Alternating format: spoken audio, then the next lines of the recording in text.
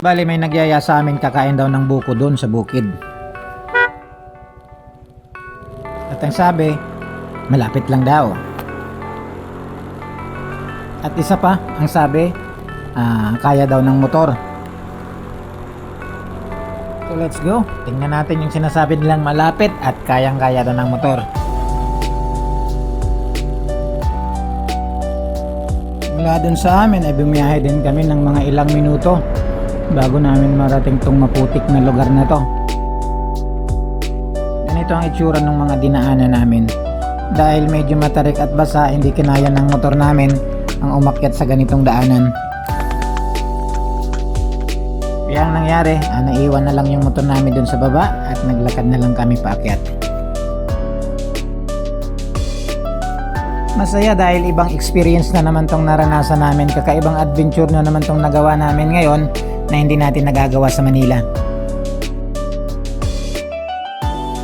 Bali itong dinadaanan namin nasa gitna to ng malawak na tubuhan dito sa isang sitio dito sa Ormoc City.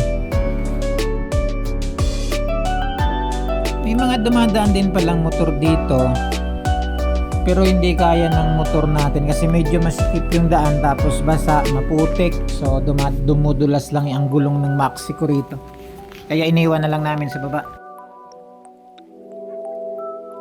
So dahil bago pa sa paningin natin, medyo excited pa tayo sa mga lakaran ganito, so medyo matagal-tagal na rin tayong hindi nakapaglakad sa mga ganitong daan.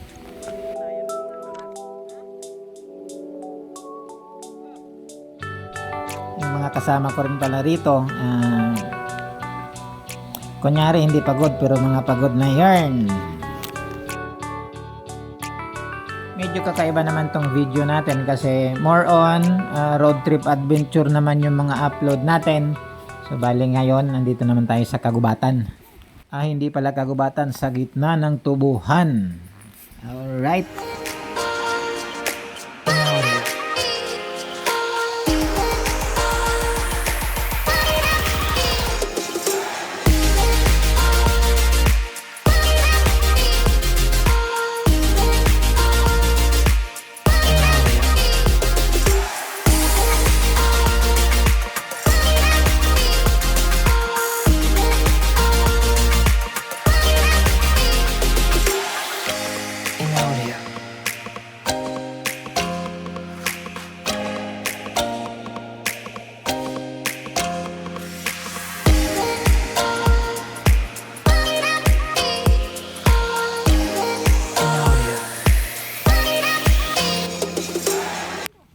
Alright, bali nakarating din tayo sa ating pupuntahan. So bali nandito na kami. So bali mga kalahating oras din ata kami naglakad bago kami nakarating dito. Parang napakasimple lang din ang buhay dito.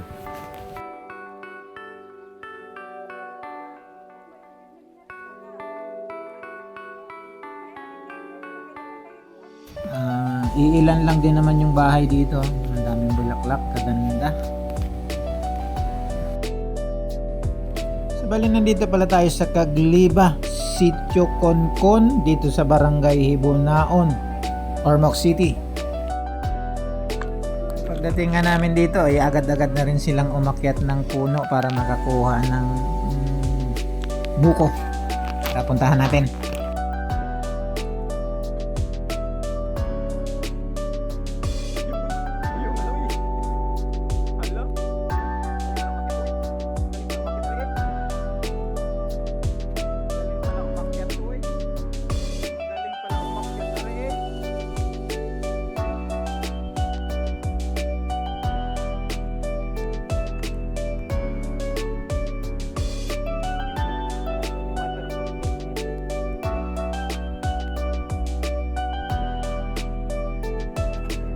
After pala nung kain namin ng buko, nagsikain na rin kami ulit ng kanin dahil ipinagluto pala nila tayo ng ng pinaupong manok sa Bisaya kung tawagin.